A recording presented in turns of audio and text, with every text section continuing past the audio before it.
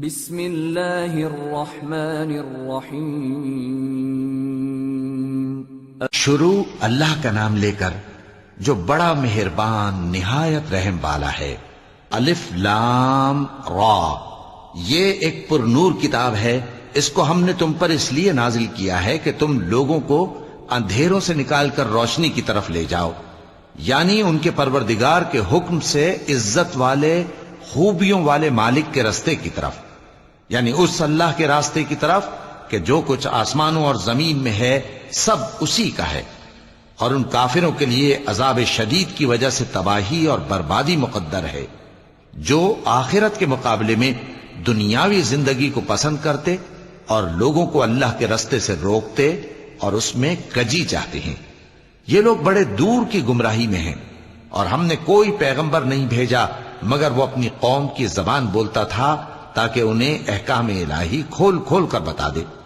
پھر اللہ جسے چاہتا ہے گمراہ رہنے دیتا ہے اور جسے چاہتا ہے ہدایت دیتا ہے، اور وہ غالب ہے، حکمت والا ہے۔ اور ہم نے موسیٰ کو اپنی نشانیاں دے کر بھیجا کہ اپنی قوم کو تاریکیوں سے نکال کر روشنی میں لے جاؤ اور ان کو اللہ کے دن یاد دلاؤ، اور اس میں ان لوگوں کے لیے جو صابر و شاکر ہیں نشانیاں ہیں۔ اور جب موسیٰ نے اپنی قوم سے کہا کہ اللہ نے جو تم پر مہربانیاں کی ہیں ان کو یاد کرو، جبکہ اس نے تم کو فرعون کی قوم سے رہائی بخشی، وہ لوگ تمہیں برے برے عذاب دیتے تھے اور تمہارے بیٹوں کو مار ڈالتے تھے اور تمہاری لڑکیوں کو زندہ رہنے دیتے تھے، اور اس میں تمہارے پروردگار کی طرف سے بڑی آزمائش تھی۔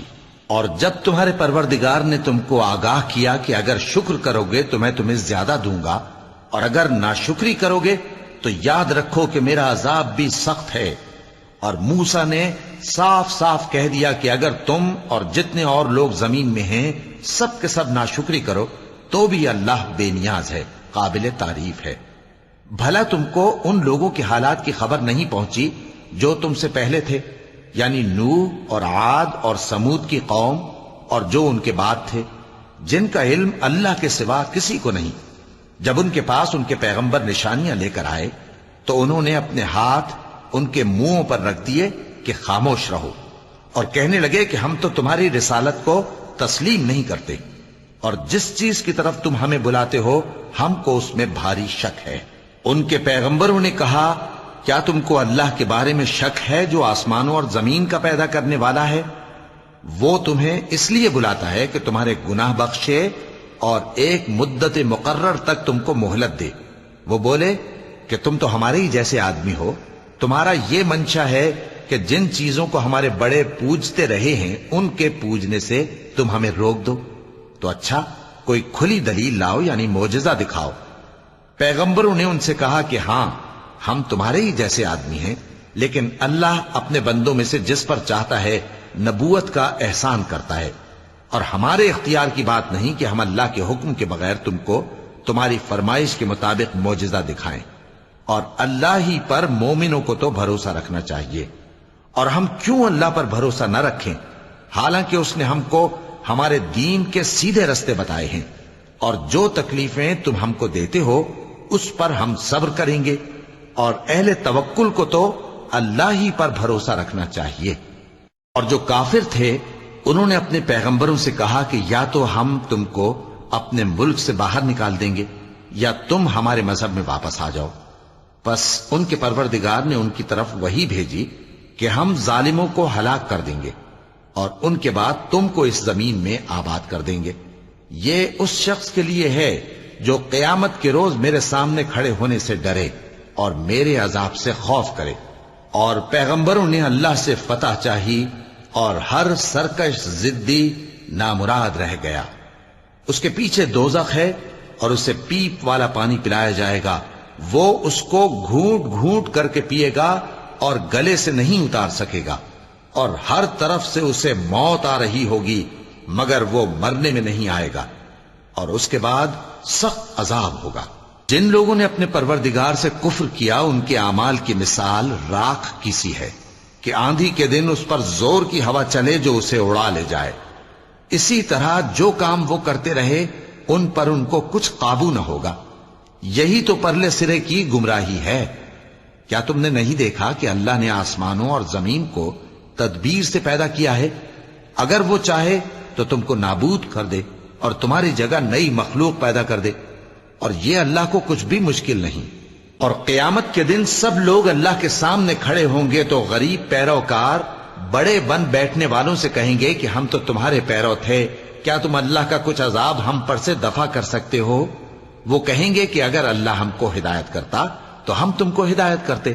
اب ہم گھبراہٹ ظاہر کریں یا صبر کریں ہمارے حق میں برابر ہے، کوئی جگہ رہائی کی ہمارے لیے نہیں ہے۔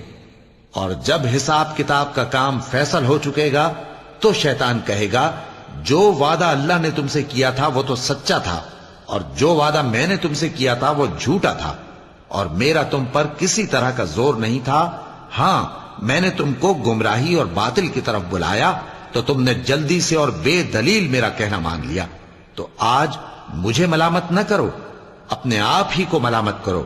نہ میں تمہاری فریاد رسی کر سکتا ہوں اور نہ تم میری فریاد رسی کر سکتے ہو۔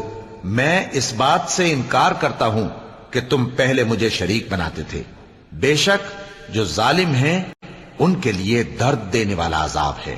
اور جو ایمان لائے اور عمل نیک کرتے رہے وہ بہشتوں میں داخل کیے جائیں گے جن کے نیچے نہریں بہہ رہی ہیں۔ اپنے پروردگار کے حکم سے وہ ہمیشہ ان میں رہیں گے، وہاں وہ ہر ملاقات پر ایک دوسرے کو سلام کہیں گے۔ کیا تم نے نہیں دیکھا کہ اللہ نے کلمہ طیبہ کی کیسی مثال بیان فرمائی ہے؟ وہ ایسی ہے جیسے پاکیزہ درخت جس کی جڑ مضبوط ہو اور شاخیں آسمان میں پھیلی ہوں، وہ اپنے پروردگار کے حکم سے ہر موقع پر پھل لاتا ہو۔ اور اللہ لوگوں کے لیے مثالیں بیان فرماتا ہے تاکہ وہ نصیحت حاصل کریں۔ اور ناپاک بات یعنی غلط عقیدے کی مثال ناپاک درخت کی سی ہے کہ وہ زمین کے اوپر ہی سے اکھیڑ کر پھینک دیا جائے، اس کو ذرا بھی قرار و ثبات نہیں۔ اللہ مومنوں کے دلوں کو صحیح اور پکی بات سے دنیا کی زندگی میں بھی مضبوط رکھتا ہے اور آخرت میں بھی رکھے گا۔ اور اللہ بے انصافوں کو گمراہ کر دیتا ہے، اور اللہ جو چاہتا ہے کرتا ہے۔ کیا تم نے ان لوگوں کو نہیں دیکھا جنہوں نے اللہ کے احسان کو ناشکری سے بدل دیا اور اپنی قوم کو تباہی کے گھر میں لا اتارا، یعنی دوزخ میں کہ سب ناشکرے اس میں داخل ہوں گے، اور وہ برا ٹھکانہ ہے۔ اور ان لوگوں نے اللہ کے شریک مقرر کیے کہ لوگوں کو اس کے رستے سے گمراہ کریں۔ کہہ دو کہ چند روز فائدے اٹھا لو، آخر کار تم کو دوزخ کی طرف لوٹ کر جانا ہے۔ اے پیغمبر، میرے مومن بندوں سے کہہ دو کہ نماز پڑھا کریں، اور اس دن کے آنے سے پیشتر جس میں نہ اعمال کا سودا ہوگا اور نہ دوستی کام آئے گی، ہمارے دیے ہوئے مال میں سے پوشیدہ اور علانیہ خرچ کرتے رہیں۔ اللہ ہی تو ہے جس نے آسمانوں اور زمین کو پیدا کیا اور آسمان سے مے برسایا، پھر اس سے تمہارے کھانے کے لیے پھل پیدا کیے اور کشتیوں اور جہازوں کو تمہارے زیر فرمان کیا تاکہ وہ سمندر میں اس کے حکم سے چلیں، اور نہروں کو بھی تمہارے زیر فرمان کیا، اور سورج اور چاند کو تمہارے لیے کام میں لگا دیا کہ دونوں دن رات ایک ڈگر پر چل رہے ہیں، اور رات اور دن کو بھی تمہاری خاطر کام میں لگا دیا، اور جو کچھ تم نے مانگا سب میں سے تم کو عنایت کیا۔ اور اگر اللہ کے احسان گننے لگو تو شمار نہ کر سکو، مگر لوگ نعمتوں کا شکر نہیں کرتے۔ کچھ شک نہیں کہ انسان بڑا بے انصاف ہے، ناشکرا ہے۔ اور جب ابراہیم نے دعا کی کہ اے میرے پروردگار، اس شہر کو لوگوں کے لیے امن کی جگہ بنا دے، اور مجھے اور میری اولاد کو اس بات سے کہ بتوں کی پرستش کرنے لگیں بچائے رکھیو۔ اے پروردگار، انہوں نے بہت سے لوگوں کو گمراہ کیا ہے، سو جس شخص نے میرا کہا مانا وہ میرا ہے، اور جس نے میری نافرمانی کی تو تو بخشنے والا ہے، مہربان ہے۔ اے پروردگار، میں نے اپنی اولاد ایک وادی میں جہاں کھیتی نہیں، تیرے عزت و ادب والے گھر کے پاس لا بسائی ہے۔ اے پروردگار، تاکہ یہ نماز پڑھیں، سو تو لوگوں کے دلوں کو ایسا کر دے کہ ان کی طرف جھکے رہیں، اور ان کو میووں سے روزی دیتے رہنا تاکہ تیرا شکر کریں۔ اے پروردگار، جو بات ہم چھپاتے اور جو ظاہر کرتے ہیں تو سب جانتا ہے، اور اللہ سے کوئی چیز مخفی نہیں، نہ زمین میں نہ آسمان میں۔ اللہ کا شکر ہے جس نے مجھ کو بڑی عمر میں اسماعیل اور اسحاق بخشے، بے شک میرا پروردگار دعا سننے والا ہے۔ اے پروردگار، مجھ کو ایسی توفیق عنایت کر کہ نماز پڑھتا رہوں اور میری اولاد کو بھی یہ توفیق بخش۔ اے پروردگار میری دعا قبول فرما۔ اے پروردگار حساب کتاب کے دن میری اور میرے ماں باپ کی اور مومنوں کی مغفرت کیجو۔ اور مومنوں یہ نہ سمجھنا کہ یہ ظالم جو کام کر رہے ہیں اللہ ان سے بے خبر ہے، وہ ان کو اس دن تک مہلت دے رہا ہے جبکہ دہشت کے سبب آنکھیں پھٹی کی پھٹی رہ جائیں گی اور لوگ سر اٹھائے ہوئے میدان قیامت کی طرف دوڑ رہے ہوں گے، ان کی نگاہیں خود اپنی طرف لوٹ نہ سکیں گی اور ان کے دل مارے خوف کے ہوا ہو رہے ہوں گے۔ اور لوگوں کو اس دن سے آگاہ کر دو جب ان پر عذاب آ جائے گا، تب ظالم لوگ کہیں گے کہ اے ہمارے پروردگار ہمیں تھوڑی سی مہلت عطا کر تاکہ ہم تیری دعوت توحید قبول کریں اور تیرے پیغمبروں کے پیچھے چلیں۔ تو جواب ملے گا کیا تم پہلے قسمیں نہیں کھایا کرتے تھے کہ تم کو اس حال سے جس میں تم ہو زوال نہیں ہوگا؟ اور جو لوگ اپنے آپ پر ظلم کرتے تھے تم ان کے مکانوں میں رہتے تھے اور تم پر ظاہر ہو چکا تھا کہ ہم نے ان لوگوں کے ساتھ کس طرح کا معاملہ کیا تھا اور تمہارے سمجھانے کے لیے مثالیں بیان کر دی تھیں۔ اور انہوں نے بڑی بڑی تدبیریں کی اور ان کی سب تدبیریں اللہ کے ہاں لکھی ہوئی ہیں، گو وہ تدبیریں ایسی غضب کی تھیں کہ ان سے پہاڑ بھی ٹل جائیں۔ تو ایسا خیال نہ کرنا کہ اللہ نے جو اپنے پیغمبروں سے وعدہ کیا ہے وہ اس کے خلاف کرے گا۔ بے شک اللہ زبردست ہے، بدلہ لینے والا ہے۔ جس دن یہ زمین دوسری ہی زمین بنا دی جائے گی اور آسمان بھی بدل دیے جائیں گے اور سب لوگ اللہ کے سامنے نکل کھڑے ہوں گے جو یکتا ہے بڑا زبردست ہے۔